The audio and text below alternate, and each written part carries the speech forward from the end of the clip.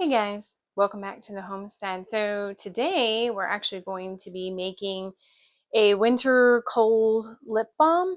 So what the purpose behind these is, we're going to be using like infused oils and tallows and stuff like that to create a lip balm that we can take with us to use as preventative care to help with our dry lips, right? The infusion that I use has echinacea root and lemon balm fused together, and lemon balm has been known to help, right, help with cold sores and things like that. My daughter has cold sores from time to time, and usually I just keep this oil infused on the counter, and if she feels like one's coming up, she can actually put it on her lip and she sees faster results than she would if she just tried to wait them out.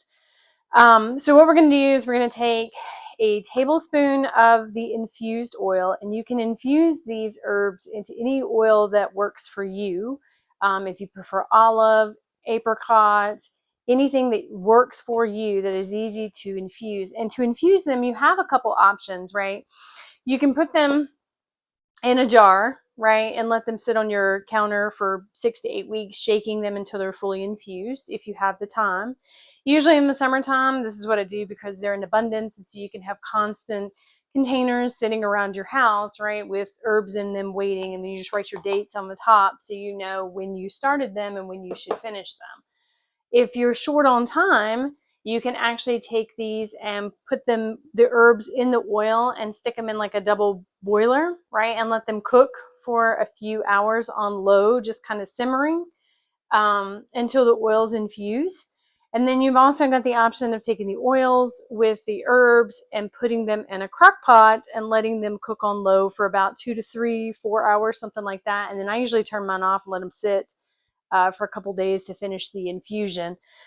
So there's a bunch of different ways. If you order a good book, right, that shows you these things, it'll take you through all those processes and the time, so you'll have more information around them. And I highly recommend some, at least getting one so you have these things. So for today, we're actually going to take a tablespoon of tallow, tablespoon of honey, tablespoon of our infused oil, a tablespoon of organic beeswax, and then I used a tablespoon of shea butter, but you also could use cocoa butter if you decided to. Now, if you use cocoa butter because it's a harder, it's a harder butter than shea butter is, you're going to want to back your beeswax down just a little bit, or else you'll end up with a lip balm that's really dry and cracky.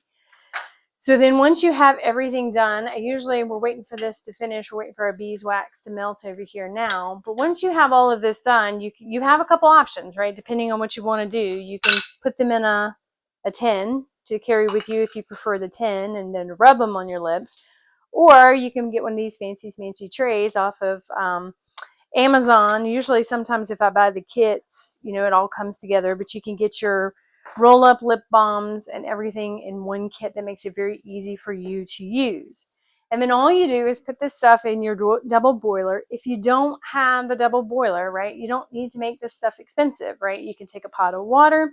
If you have a mason jar, you can put it all in there and then stick the mason jar in the cool water and let them heat up together. Kind of the same consistency, right, with canning. You don't want to take a cold jar and stick it in boiling water, or else you could possibly shatter your jar.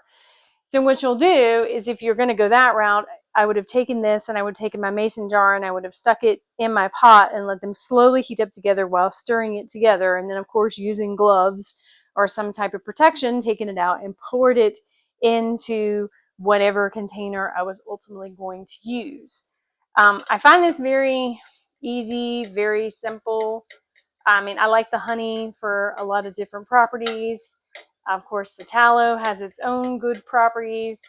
And then, of course, the infused herbs. So, if I'm going to apply something, I'd rather do it, get multiple bangs for my buck if I'm going to put something on and use it. So then as you're doing this, you just stir it up really well until everything's melted. And then once it's all melted, you're going to want to remove it from the heat, because you don't want to take and put your essential oils and stuff like that in there. And this is kind of what you're looking like. I don't know if you guys can see it too well. Oh, there it is. But you're not going to want to take and just drop your essential oils in here until kind of cools down just a little bit. And I actually put vitamin E in mine too.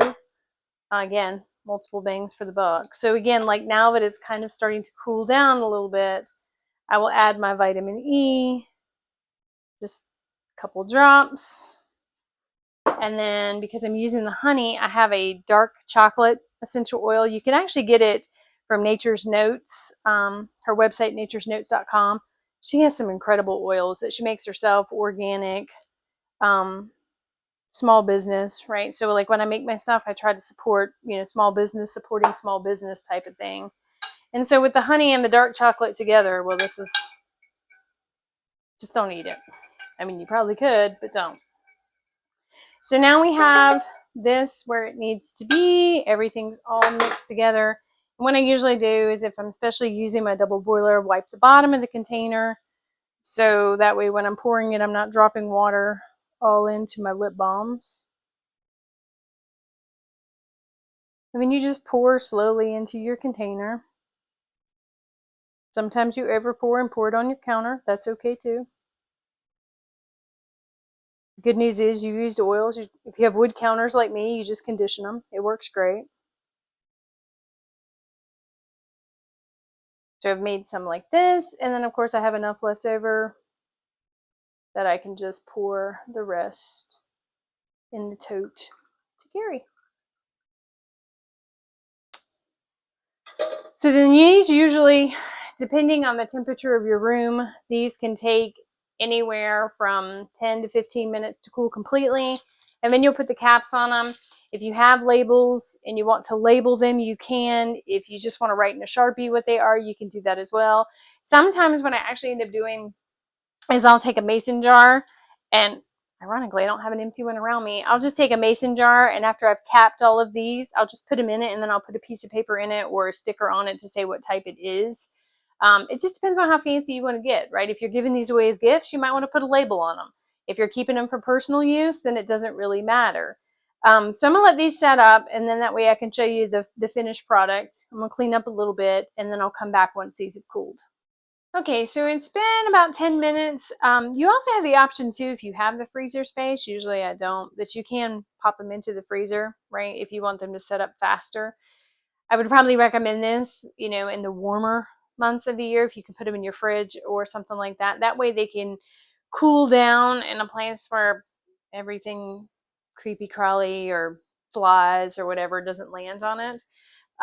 If you manage to never have flies in your house in the summertime, it's a miracle. But so I would recommend that in the warmer months to put these in there to let them kind of cool. So that way you don't have to worry about anything getting on them or ruining them. So once these have set up completely, now your containers are going to take a little bit longer. Well, one, a lot more. And two, just because of, the metal and everything else, it takes a while for it to cool down. But these plastic ones usually cool down pretty nicely. And then all you have to do is you just pop them right out. And they set up quite nicely while you're waiting. I mean, you just get out one of your caps and you put it on, and then you're ready to go. I mean, they smell pretty good too. That chocolate essential oil is probably one of my favorites. But yeah, so we just take these, and then all I'll do is I'll just pop them into a mason jar with a label on them. It'll probably say something like, winter balm or something, so I know that it's got the infused oils in it, for those wintertime issues, dry skin, cold sores, like all those types of things that can probably flare up more during the cold seasons. And then, as we go through them, I'll just keep a monitor on them. I need to make more, I do.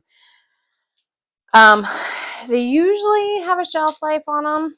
I mean, I would probably say they're pretty stable for quite some time, as long as you keep them in a cool, dry area. But mine never make it that long. I would recommend, because they are homemade, they can melt in your pocket and stuff like that. So I would probably carry them with care until I saw how they set up.